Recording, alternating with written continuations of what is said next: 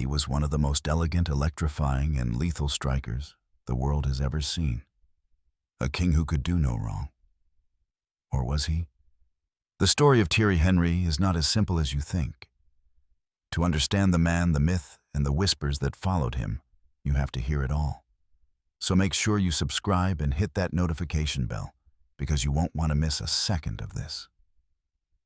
It all starts in 1984, in the sprawling suburbs of Paris, where a young French boy, the son of two proud Caribbean parents, first caught the eye of a local coach. You'd think a boy blessed with such innate God-given talent would live and breathe football. But no, he wasn't particularly interested. It was his father, a man who saw the spark before anyone else, who had to gently, persistently convince him to step onto the pitch and truly begin his journey. Just 5 years later, the boy was no longer reluctant. He was a phenomenon climbing the youth ranks with a frightening pace. One fateful afternoon, a scout from AS Monaco came to watch his team play. The man sat in the stands, pen and paper in hand, just another face in the small crowd. But by the time the final whistle blew, his notepad told a story of its own. The final score read 6-0, and one name written next to every single goal was Thierry Henry. At the time, Monaco had a strict policy. They were a club of prestige, and they only signed young players who had the grades to match their ambition players, willing to endure rigorous trials to prove their worth. Henry, by his own admission, didn't quite fit that pristine mold. But his talent, my word, his talent was so undeniable, so utterly explosive, that Monaco simply couldn't afford to let him slip away. They bent their own rules because they knew they were looking at the future. And so at just 17 years old, he made his debut for the senior team. In that first season, he was used sparingly, a raw talent still being polished, playing a total of only 279 minutes.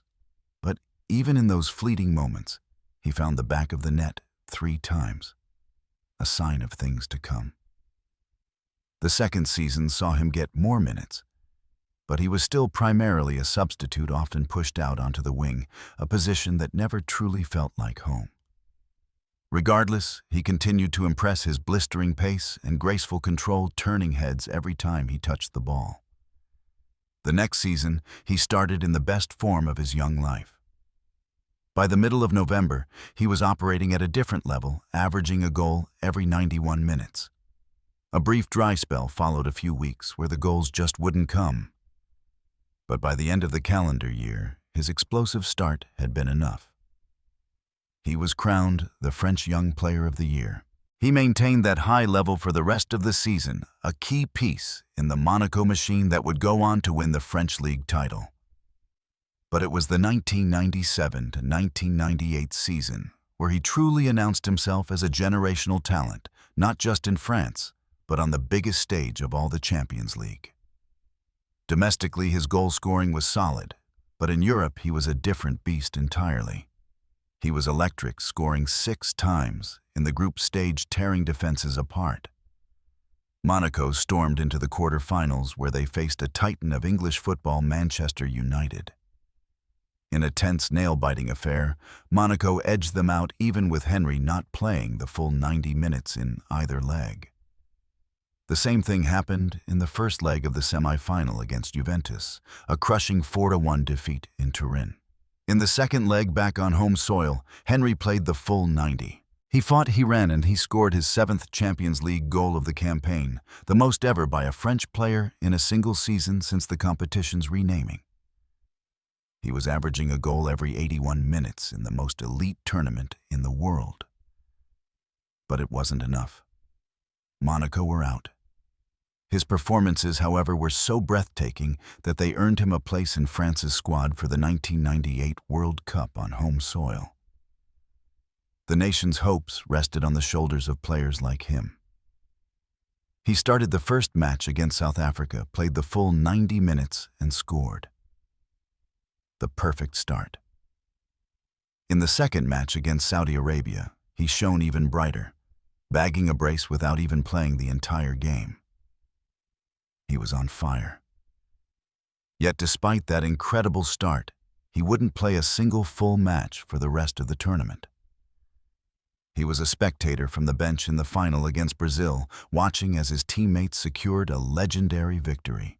France were champions of the world, and Thierry Henry, despite his limited role in the latter stages, had a World Cup winner's medal around his neck. This victory catapulted him into a new stratosphere of international fame. After half a season more with Monaco, the Giants came calling. Juventus paid $12.5 million for him, a significant fee at the time. But his move to Italy, it was a disaster. The first 3 months were brutal. Played out of position, struggling with the rigid defensive systems, the doubts that had always lingered in the background grew into a deafening roar. Was he just a flash in the pan? A speed merchant who couldn't cut it against the world's best defenders? It was a difficult time, a real test of his character. I have to ask you, for those who remember that period, what were your honest thoughts on Henry then? Did you think he'd bounce back, or was the criticism justified? Let me know your memories in the comments below. But then, just as the critics were writing him off, something clicked. The barrier broke. He started scoring again, and once he started, he couldn't stop. 12 goals in the next 18 matches. It seemed he had finally found his feet, justifying that hefty price tag. And then something truly incredible happened. He embarked on a scoring streak of 10 consecutive matches, netting 12 goals and averaging a goal every 60 minutes. This wasn't just good form. This was world class. This insane streak was the driving force behind Arsenal's Europa League run that season, with Henry scoring in all 6 games leading up to the final. But in that final, when they needed him most, he couldn't provide the finishing touch. Arsenal lost on penalties. A familiar story began to emerge. His rising stature meant he was a nailed-on starter for France at Euro 2000. And once again, he started the tournament like a house on fire, scoring in the first 2 matches before being rested. He returned for a quiet quarter-final against Spain. But in the semi-final against a golden generation Portugal side, he was the hero. He scored the crucial equalizer that kept France's dream alive, sending the game to extra time where they would ultimately triumph. But the final was another quiet affair for him personally. His teammates, the likes of Zidane and Wiltord, stepped up to secure the victory. Henry had his second major international trophy, and once again he was the team's top scorer. Yet the whispers about his impact in the biggest moments remained. His second season at Arsenal was more stable, but it ended in familiar heartbreak. Second place in the league. A loss in the FA Cup final. Henry was growing desperate for silverware, for a tangible reward for his brilliance. The next season, his wish was granted. Arsenal were magnificent, finishing top of the Premier League. They secured the double by defeating Chelsea 2-0 in the FA Cup final. Yet in that final, Henry was once again a distant figure. This match seemed to crystallize the argument against him: a lack of composure when facing the biggest teams, a tendency to disappear in finals. He had scored 6 goals in 7 Champions League group stage matches that season, but only once in the knockouts. The following season, despite Arsenal failing to retain their Premier League crown, Henry reached an almost unbelievable statistical peak. In 55 matches, he was directly involved in 55 goals, scoring and assisting. This phenomenal output carried them to another FA Cup final. This time, he was determined to silence his critics. And he did. While he didn't score, his performance was so dominant, so influential, that he was deservedly named Man of the Match. Still, the detractors had their say. The final was against Southampton, a good team, but not one of the Giants. It wasn't a proper final, they claimed. He still has to prove himself against the very best. But while the critics debated, FIFA had made its mind up. Henry finished the season as the runner-up for the FIFA World Player of the Year award. And then came the season that would etch his name into footballing immortality.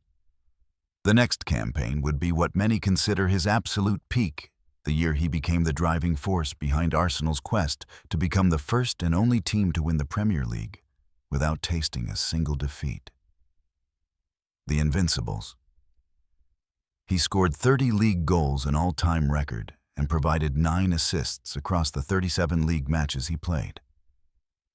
He was, in a word, unstoppable. But, and there always seemed to be a but with Henry, the critics once again felt vindicated by his performances on the European stage. He failed to score in 3 of the 4 Champions League knockout matches, his only goal coming against Celta Vigo. He was also scoreless in the FA Cup semi-final defeat to Chelsea. Still that same season, he netted a sublime hat-trick against Liverpool, a thunderous clap back to anyone who doubted his ability against the big boys. The season ended with him once again finishing as the runner-up for the FIFA World Player of the Year, and for the first time winning the prestigious European Golden Boot. This period was the pinnacle of his Arsenal career, a time of legendary status. If you think the story of the Invincibles is one of the greatest football tales ever told, share this video with a fellow fan who needs to hear it. And tell me which legendary team or player should we dive into. Next, your suggestions truly help shape this channel. The 2004-2005 season felt like a step back, one of his most underwhelming in an Arsenal shirt, with no trophies coming his way, despite him finishing as the league's top scorer. The following season, however, was a different story, and it would become perhaps his least clutch season of all. Despite again winning the league's Golden Boot, he scored only once against a top 4 team. In the Champions League, it was even more frustrating. Just 2 goals in the entire knockout stage, even as Arsenal against all odds fought their way to the final in Paris. Their first ever Champions League final. And there against Barcelona, Henry would once more disappoint on the biggest stage of all as Arsenal fell to a heartbreaking defeat. That summer, he took part in the 2006 World Cup. He was nominated as one of the players of the tournament, a testament to his overall quality. But the old narrative haunted him. He scored only once in the knockout stages and didn't play a single full match during that run. Tragically, despite making it all the way to the final, France would lose to Italy on penalties.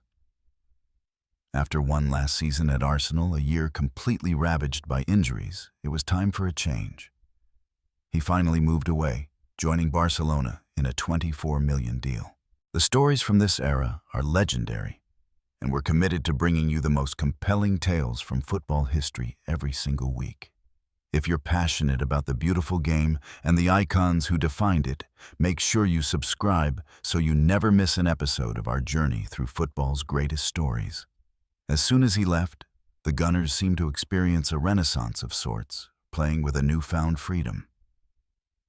The legend himself would later clarify with a shocking honesty that he believed his own seniority and presence at the club had begun to hinder their style of play. It was a stunning admission. At Barcelona, he would never quite achieve the iconic status he held at Arsenal. He managed a respectable 19 goals in his first season, but it wasn't the Henry of old. He even admitted to missing London, to feeling homesick. But his second season in Catalonia would be the one that finally delivered the biggest prize. It was the year of the sextuple. Barcelona, under Pep Guardiola, took home 6 trophies. They won the Copa del Rey, La Liga, both Spanish and European Super Cups, the Club World Cup, and of course the Champions League. Henry played his part, scoring 26 goals in all competitions. But given the recurring theme of his career, you're probably wondering how he fared in the big games during his only victorious Champions League run. Well, to the surprise of almost no one at this point, he scored only 1 goal after the last 16 round.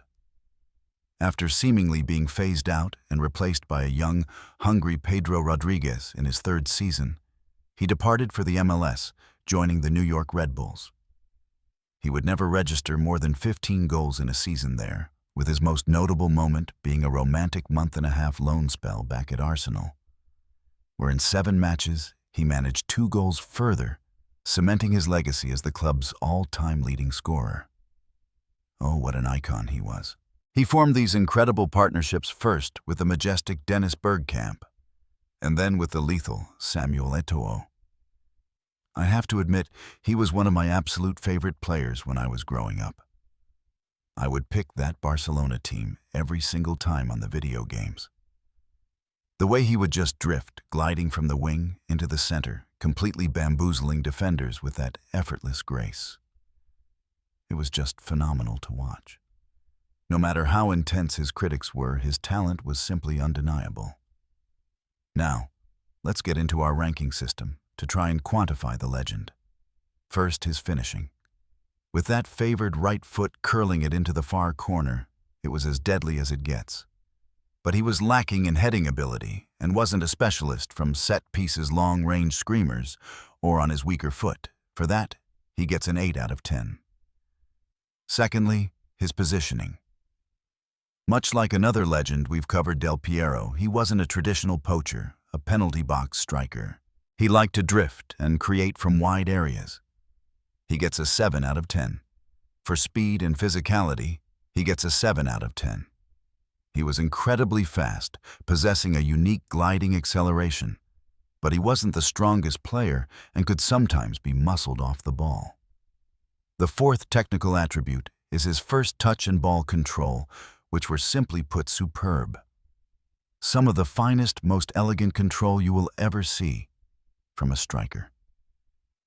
It was almost magnetic. He gets a perfect 10 out of 10. Finally, mentality. As I've covered throughout this story, he had a tendency to not show up in the very biggest games. For a striker, that big game temperament is arguably one of the most important traits they can possess. For this, he can only get a 5 out of 10. When it comes to his legacy, let's start with consistency. He played wonderfully at an elite level in both France and England. His form dipped a bit in Spain, and as we've noted, he regularly failed to produce his absolute best in the latter stages of international tournaments. So he gets a 6 out of 10. Secondly, flair. If you don't understand why he gets a 9 out of 10 for this, you should probably rewind and watch some of his goals. The swagger, the style, the va-va-voom, it was pure magic. Then his trophy cabinet. He was fortunate to be part of some truly legendary squads, from that incredible French national team to the Arsenal Invincibles and even Pep's tiki-taka Barcelona. So it's no surprise that his trophy cabinet is nearly immaculate, just lacking some of those top-tier individual awards. A 9 out of 10. The fourth aspect is longevity. It was pretty good. He played at a high level for many years, though. He had those shaky moments at Juventus and toward the end at Barcelona. He gets an 8 out of 10. Lastly, the icon factor. His name is one of the most unforgettable to come out of the 2000s. An absolute legend of the game, especially in England, where he is revered as a king. He gets a 9 out of 10. That all adds up to a final score of 78 out of 100. This places him just under Ronaldinho and Kaká, 2 other amazing players we've covered, who perhaps had that one specific undeniable X factor in the absolute biggest moments of their careers. I believe that makes sense. And that's where this incredible, complicated football story concludes. What a journey, right? I'm so eager to hear what you all think. What was the moment in Henry's career that stood out the most to you? Did his struggles in big finals change your perception of him? Please share all of your opinions, your favorite memories, and any questions you still have in the comments below. I truly love reading through them and building this amazing community of football lovers with all of you. Thanks for watching.